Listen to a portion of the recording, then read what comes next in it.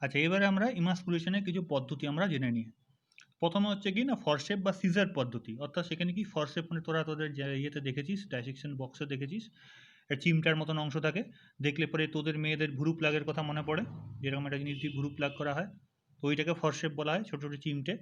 ওর সাহায্যে খুব সূক্ষ্ম জিনিস ধরা যায়। আমি তোদেরকে দেখিয়েছিলাম আমার ডিটেকশন বক্সটা, যে কীভাবে ফরশেপ ভালো সেটা বুঝবো না। আমাদের হাতের একটা লোম, সেই লোমটাকে যদি আমরা ফরশেপের সাহায্যে ধরতে পারি, লোম বুঝতে পারি খুব সূক্ষ্ম জিনিস ধরতে পারি, তাহলে বুঝবো যে ফরশেপটা আমাদের ইয়েতে ডিটেকশন বক্সে থাকার উপযোগী। তাহলে এই ফরশেপের সাহায্যে বা কাঁচির সাহায্যে আমি যদি একটা ফুলকে না তুলে তার মধ্যেই, দেখ ছবিতে দেখ হাতের সাহায্যে কি সুন্দর করছে, না তুলে তার মধ্যেই যদি আমরা তুলে দিতে পারি বা চিমটে করে কেটে দিতে পারি, কাঁচি দিয়ে কেটে দিতে পারি, তাহলে সেটাকে বলবো না ফরশেপের সাহায্যে বা সিজারের সাহায্যে আমরা ইমাস্কুলেশন করলাম। তাহলে এটা করতে গেলে কিন্তু যেটা দরকার সেটা হচ্ছে নলেজ, অর্থাৎ কোনটা পুংকেশর কোনটা গর্ভকেশর, কোনটা কোন অংশ কোন ফুলের ক্ষেত্রে কোথায় গর্ভকেশর থাকে কোথায় পুংকেশর থাকে, এই যে নলেজটা সব উদ্ভিদের ক্ষেত্রে তো একই জায়গায় থাকে না, আলাদা আলাদা। তোরা পরবর্তীকালে উদ্ভিদের যখন আমরা রিপ্রোডাকশনে পড়বো তখন দেখবি বিভিন্ন রকম জায়গায় অ্যারেঞ্জমেন্ট থাকে, তাহলে এই নলেজটা কিন্তু আমাদের দরকার। আচ্ছা, দ্বিতীয় পদ্ধতি হচ্ছে কি উষ্ণ, বা এই প্রথম পদ্ধতিটা ম্যাক্সিমাম ক্ষেত্রে ইউজ করা হয়, ওই আমাদের মটর গাছের ক্ষেত্রে ওই যে মেন্ডেল যে করেছিলেন এই সাহায্যেই করেছিলেন, সিজার বা ফরসেপের সাহায্যে। দ্বিতীয়টা হচ্ছে কি না উষ্ণ জল শীতল জলের সাহায্যে বা অ্যালকোহল পদ্ধতির সাহায্যে। ধান গম বাজরা ইত্যাদি ক্ষুদ্রাকার পুষ্পে ফরশেপ ও শীতের পদ্ধতি ইমাস্কুলেশন ঘটানো দুর্লভ পদ্ধতি। অর্থাৎ যদি না করা যায়, ওই যে আমি বললাম এটা সব থেকে চালু পদ্ধতি হচ্ছে সিজার পদ্ধতি বা ফরশেপ পদ্ধতি, বাট যদি না করা যায় তখন অন্য পদ্ধতি নেওয়া হয়। সেক্ষেত্রে কী হয়, এক্ষেত্রে নির্দিষ্ট সময়ব্যাপী পুষ্প বা পুষ্পমঞ্জুরি নির্দিষ্ট উষ্ণতায় উষ্ণ বা শীতল জলে নিমজ্জিত করে ইমাস্কুলেশন করা হয়। কিছু ক্ষেত্রে উষ্ণ বা শীতল জলের পরিবর্তে অ্যালকোহলও প্রয়োগ করা হয়। ঠিক আছে, আর আমরা গেলাম না উদাহরণটাতে, উদাহরণ পেঁয়াজের ক্ষেত্রে জেনে রাখবি এই পদ্ধতিতে করা হয়, অর্থাৎ জাস্ট গরম জল শীতল জল বা অ্যালকোহল দিলে পরে এই কেশরগুলো নষ্ট হয়ে যায়, বাট গর্ভকেশরটা নষ্ট হয় না। 3 নম্বর হচ্ছে সি হচ্ছে ব্যাগিং। ঠিক আছে, ব্যাগিং এর মধ্যে আমরা কি পাচ্ছি, এটা কোন ব্যাগিং, ও আচ্ছা ইয়েটার মধ্যে পাচ্ছি আমরা ইমাস্কুলেশন হয়ে গেল, হ্যাঁ 2 রকম ইমাস্কুলেশন আমরা পেলাম। এবার হচ্ছে ব্যাগিংয়ের মধ্যে আমরা জাস্ট ওই একই ব্যাপার, ব্যাগিংটা খুব সংক্ষেপে বলে দিচ্ছি। আমি চাইছি যে কোনো একটা ফুলের সঙ্গে কোনো একটা ফুলের পুংকেশর থেকে উৎপন্ন রেণু কোনো একটা ফুলের, অন্য কোনো একটা ফুলের বা সেই ফুলেরই হতে পারে বা অন্য কোনো ফুলের হোক, আমার ডিজায়ার আমি জানি যে কোন ফুলটার মধ্যে হবে, সেই ফুলটার গর্ভকেশরে আমি প্রতিস্থাপিত করতে চাই। তাহলে কী করতে হবে, ব্যাগিং করতে হবে। ব্যাগিং মানে কি, দুটো ফুলের আমি মাথাগুলো নিলাম, মানে মাথা মানে কাটা হলো না কিন্তু ডালগুলোকে নিলাম, শুধু ফুলগুলো রইলো, ফুলগুলোকে আমি কী করলাম প্লাস্টিক দিয়ে একটা ব্যাগ দিয়ে মুড়ে দিলাম, উপর থেকে ঢাকা দিয়ে দিলাম। তাহলে কী হবে, সেখানকার যে সেই যে পুরুষ ফুল যেখানে পুংকেশর আছে সেখান থেকে যে রেণুগুলো বেরোবে, পুং রেণুগুলো, সেগুলো কিন্তু উড়ে আর প্লাস্টিক ব্যাগে বাইরে যেতে পারছে না। সে উড়ে কোথায় যাবে, সে উড়ে ওই স্ত্রী, পরবর্তী যে স্ত্রী ফুলটার কাছে যাচ্ছে তার কাছেই যেতে সে বাধ্য, কারণ অন্য জায়গায় উড়ে যাওয়ার কোনো সম্ভাবনা নেই। তাহলে এই পদ্ধতিটাকে আমরা বলছি ব্যাগিং। এর সাহায্যে আমরা একদম ডিজায়ার যে ফুলটার সঙ্গে যে ফুলটার আমরা পরাগ সংযোগ ঘটাতে চাইছি সেইটাই আমরা পেতে পারি এর সাহায্যে। ঠিক আছে, এভাবে করা যেতে পারে, যতক্ষণে বীজ গঠন না তো হয় ততক্ষণে করা হয়। ক্রসিং, ভিন্ন দুটি উদ্ভিদের মধ্যে কৃত্রিমভাবে পরাগযোগ ঘটানো যদি আমরা কৃত্রিমভাবে করাই তো ক্রসিং করা হয়। এই যে দেখছি তুলির সাহায্যে করছে, অর্থাৎ তুলি নিলাম, তুলির সাহায্যে পুংকেশরের পরাগধানী, পুংকেশর থেকে আমি ইয়ে নিলাম, ওই রেণুটা নিলাম, পুংকেশরটা নিয়ে পরে কী করলাম, এই গর্ভকেশরে গিয়ে স্থানান্তর করে দিলাম তুলির সাহায্যে বা চিমটার সাহায্যে, তখন আমরা তাকে বলবো ক্রসিং। ট্যাগিং, ট্যাগিং করার মানে হচ্ছে এটা আমি হয়ে পাওয়ার পরে এবারে মনে করি একটা গাছের মধ্যে তো প্রচুর ফুল আছে, প্লাস্টিক ব্যাগ যতক্ষণ বাঁধা ছিল আমি বুঝতে পারছিলাম যে ভাই এই ফুলটার মধ্যে এই ঘটনাটা ঘটেছে, বাট আমি তো প্লাস্টিক ব্যাগটা রাখছি, আমি তো খুলে দিচ্ছি। এবারে আমি ফলটা পাবো সেটা তো অনেক দিন পর পাবো, 1 মাস হতে পারে, 2 মাস হতে পারে, তারও বেশি হতে পারে মনে কর, বা কমও হতে পারে। তো আমি চিনবো কী করে, হয়তো গাছটা বাড়তে পারে, বড় হতে পারে, চেনার জন্য কী করতে হবে, ট্যাগিং করতে হবে। ওই যে জায়গাটা হয়েছে পরাগযোগ সেই ফুলটার গায়ে একটা কাগজের সাহায্যে লিখে দিলাম যে হ্যাঁ এইটার মধ্যেই আমি ঘটনাটা ঘটেছি বা এক্সপেরিমেন্টটা করেছি। যৌন সৃষ্টি, ক্রসিংয়ের ফলে সৃষ্ট বীজ সংগৃহীত করার পর রোপণ করা হয়, যে আমরা ক্রসিং করলাম নতুন বীজ পেলাম সেটাকে রোপণ করা হচ্ছে, রোপণ করে নতুন গাছ পাওয়ার এটাকে বলা হচ্ছে আমরা হাইব্রিড বা যৌন সৃষ্টি। এবার আছে পলিপ্লয়েড ব্রিডিং, এটা আসে পরীক্ষায়, এই ধরনের টার্মগুলো মনে রাখবি যে হোয়াট ইজ পলিপ্লয়েড ব্রিডিং। ঠিক আছে, এটা কি, কিছু প্রজাতির ক্রোমোজোমের দুটি সেটের পরিবর্তনে অধিক সংখ্যক ক্রোমোজোম সেট পরিলক্ষিত হয়, এই ঘটনাকে পলিপ্লয়েড বা উক্ত জীবের ক্ষেত্রে পলিপ্লয়েড বলা হয়। অর্থাৎ 2n হওয়ার আমার কথা, n+n মিলে 2n হওয়ার কথা, কিন্তু যদি সেটা না হয়ে আমরা পাই 3n বা 4n বা 6n কোনো কারণে চলে আসে, যেমন 8n 10n পর্যন্ত দেখা যেতে পারে, তাহলে তখন আমরা বলবো যে পলিপ্লয়েড ব্রিডিং। এটাও কিন্তু অনেক সময় আমরা করে থাকি ভিন্ন ভিন্ন রকম ভ্যারাইটি পাওয়ার জন্য। ভ্যারাইটি আমরা জানি যে সম্ভব, ক্রোমোজোমের পরিবর্তন ঘটালে ভ্যারাইটি পাওয়া সম্ভব। আচ্ছা, পলিপ্লয়েডিয়া দু প্রকার, এত ডিটেলসে আমরা যাচ্ছি না। অটো পলিপ্লয়েডি অ্যালোপ্লয়েডি অনেক কিছু আছে। এরপর আসছি আমরা 6 নম্বরে, প্রণীত মিউটেশন, ইনডিউসড মিউটেশন। এটা আমরা কি পাচ্ছি না, মিউটেশন বা পরিব্যক্তি হলো জিন বা ক্রোমোজোমের উত্তরাধিকারযোগ্য অকস্মাৎ পরিবর্তন, যেটা আমরা এখন জানি প্রকরণ বা ভেরিয়েশনের প্রধান উৎস। তো এটার সাহায্যে আমরা করে দিতে পারি বিভিন্ন রকমভাবে, আমরা এই ঘটনাটা ঘটাতে পারি এক্স রে, গামা রে বা বিভিন্ন রকম নাইট্রাস অক্সাইড, ইথাইল অ্যালকোহল প্রভৃতির সাহায্যে আমরা মিউটেশন ঘটাতে পারি। এইগুলো অতিবেগুনি রশ্মি ইত্যাদি। মিউটেশন ঘটানোর উদ্দেশ্য কি? একই রকম গল্প, ওই ভ্যারাইটি আনার জন্য। মিউটেশন ঘটালে পরে জিনের পরিবর্তন হবে, জিনের পরিবর্তন করলে পরে সে আর আগের মতন বিহেভ করবে না, তার কিছু চরিত্র আলাদা রকম আমরা দেখতে পাবোই তার পরবর্তী জেনারেশনের মধ্যে।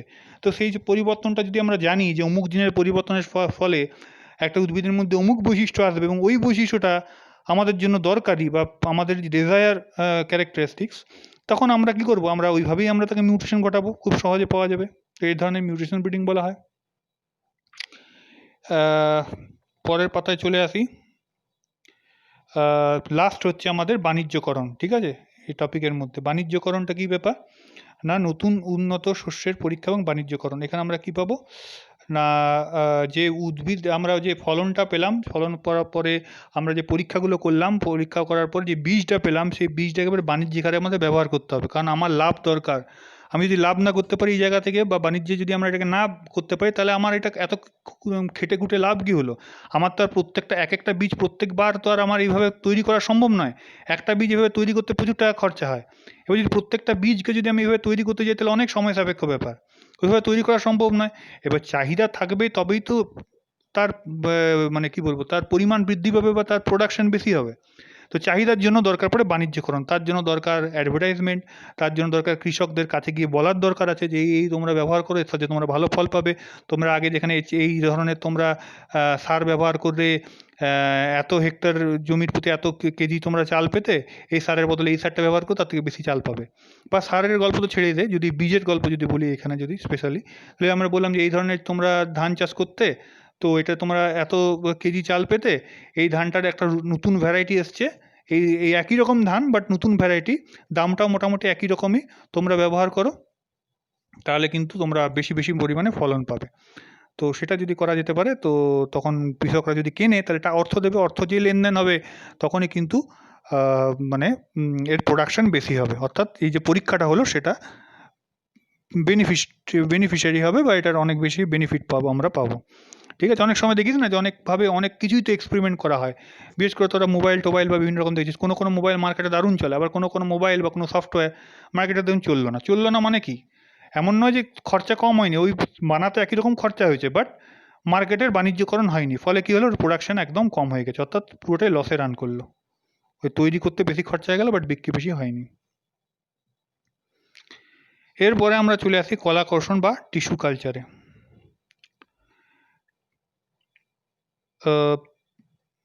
বহুকোষী উদ্ভিদের দেহজ কোষের একটি বিশেষ ধর্ম হল উপযুক্ত পুষ্টি উপাদান O2, অক্সিজেন ইত্যাদির উপস্থিতিতে বিকশিত হয়ে সম্পূর্ণ উদ্ভিদ গঠন করা। উক্ত ধর্মটিকে বলা হয় টোটিপোটেন্সি। ঠিক আছে, খুব আসে পরীক্ষার সময় টোটিপোটেন্সি কী, টেস্ট পেপারে প্রচুর এসছে, বারবার ছেলেমেয়েরা কিন্তু এই জায়গাগুলো কনফিউজ হয়ে যায়, তারা যখন এই কোশ্চেনগুলো পায় জেনেটিক্স চ্যাপ্টারটাকে হাতড়ে শেষ করে দেয়, সবভাবে এগুলো জেনেটিক্স চ্যাপ্টারের মধ্যে থেকে এসছে, কারণ যত রকম কমপ্লেক্স টিপিক্যাল টার্ম ভাবে যে জেনেটিক্স চ্যাপ্টারই টার্ম হবে, কিন্তু তা নয়। এগুলো একদম ভালো করে আন্ডারলাইন করে রাখবি, টেক্সট পেপার ঘাঁটলে পাবি এগুলো প্রত্যেক বছর পাই। তো কি করা হচ্ছে না, যদি আমি সোমাটিক সেলকে, দেহজ সেলকে যদি আমরা সঠিক উপাদানের মধ্যে রাখি, তাহলে সেই উপাদানটা রাখার ফলে তার গ্রোথ হবে, তার বিকাশ হবে, এটাকে আমরা বলি কি টোটিপোটেন্সি, কলাকর্ষণ এবং বা টিস্যু কালচার, এটা থেকে আমরা পাই। টোটিপোটেন্সি ধর্মের ভিত্তিতে পরিযুক্ত এটা একটা ধর্ম টোটিপোটেন্সি। এই ধর্মের ভিত্তিতে যদি আমরা জীবাণুমুক্ত কোনো পরিবেশে উপযুক্ত পুষ্টি দিয়ে যদি আমরা জীবদের বাইরে কোনো একটা জীব কোষকে বা কলাকে যদি আমরা রাখি এবং তার যদি গ্রোথ করাতে পারি, তাহলে সেটাকে বলছি কলাকর্ষণ বা টিস্যু কালচার। তোরা হয়তো অনেক সময় শুনেছিস বায়োপসি টার্মটার কথা হয়তো শুনে থাকতে পারিস। শুনেছিস কি বায়োপসি? শুনিসনি? দুজনেই শুনিসনি? আচ্ছা, শুনেছিস, একজন বলছি শুনেছিস, একজন বলছি শুনিসনি। তাহলে বায়োপসি কি না, ক্যান্সার কোনো জায়গায় বা যদি টিউমার হয়ে থাকে, তো টিউমারটা যে ক্যান্সারাস কিনা এটা যাচাই করার জন্য কি করা হয়, বায়োপসি করা হয়। সেক্ষেত্রে কি করা হয়, ওই যে টিউমারটা আছে টিউমারটার কে সামান্য একটু অপারেশন করে তার একটা অংশকে কেটে নেওয়া হয়। কেটে নিয়ে আসার পর তাকে এরকম একটা মিডিয়ামের মধ্যে রেখে, অর্থাৎ ওই পুষ্টিদ্রব্য দেওয়া বা অক্সিজেন যুক্ত কোনো একটা অক্সিজেন থাকবে, পুষ্টিদ্রব্য থাকবে ইত্যাদি, একটা টেস্ট টিউবের মধ্যে দিয়ে পরে সেটাকে রেখে দেওয়া হয়। তো ও যখন ওই একটা পরিবেশ পাবে, যে পরিবেশের মধ্যে সে খাদ্য পাচ্ছে, সব কিছুই পাচ্ছে, তখন তার গ্রোথ হবে। ওই যে গ্রোথটা, ওই গ্রোথটাকে স্টাডি করবে ওইখানকার যারা ডাক্তার আছে বা যারা পরীক্ষক আছে তারা। যদি সেই গ্রোথটা নর্মাল সেলের মতো না হয়, যদি র্যাপিড গ্রোথ হয়, তখন তারা বলে দেয় যে হ্যাঁ ভাই, ওই যে টিউমারটা হয়েছে ওটা ক্যান্সারিয়াস ইন নেচার, তোমাকে এই ট্রিটমেন্ট করতে হবে তারপরে। বাট যদি গ্রোথটা দেখা যায় যে নর্মাল সেলের মতনই ঘটছে, তখন সেটাকে আমরা বলবো কি, যে না, এটা ক্যান্সার হয়নি, নর্মাল টিউমার আছে, তুমি নর্মালি অপারেশন করে জিনিসটাকে বাদ দিয়ে দিতে পারো, কোনো অসুবিধা নেই। তাহলে এই যে ঘটনাটা, অর্থাৎ কলাকর্ষণ টিস্যু কালচার, এটা নর্মাল ক্ষেত্রেও ব্যবহার, অর্থাৎ কোষের গ্রোথ করানো হচ্ছে কোথায়, কলার গ্রোথ করানো হচ্ছে কোথায়, দেহের বাইরে। আমরা জানি কলার গ্রোথ কোথায় হয়, দেহের মধ্যে। তো দেহের বাইরে যদি ঘটানো হয়, তাহলে সেটাকে আমরা বলবো কি, কলাকর্ষণ। ঠিক আছে? তো পরের পাতায় মনে হয় ডেফিনেশনটা কি আছে? হ্যাঁ, টিস্যু কালচারের ডেফিনেশনটা পরের পাতায় আছে। পরের পাতায় কি বলছে না, জীবাণুমুক্ত নিয়ন্ত্রিত পরিবেশে উপযুক্ত কৃত্রিম পুষ্টির মাধ্যমে কোষ, কলা বা অঙ্গের ইনভিট্রো বৃদ্ধি ঘটানোর পদ্ধতিকে কলাকর্ষণ বা টিস্যু কালচার বলা হয়। ইনভিট্রো মানে ওই যে একই রকমভাবে, অর্থাৎ টেস্ট টিউবের মধ্যে যদি আমরা করি, তাহলে ঘটনাটাকে ইনভিট্রো বলা হয়, বৃদ্ধি ঘটনাকে কলাকর্ষণ বলা হয়। তোরা হয়তো দেখবি অনেক সময় এই টার্মটার সঙ্গে ইনভিট্রো টার্মটা আরেকটা জায়গায় তোরা হয়তো পেয়েছিস, সেটা হচ্ছে আইভিএফ। শুনেছিস কথাটা? In vitro fertilisation.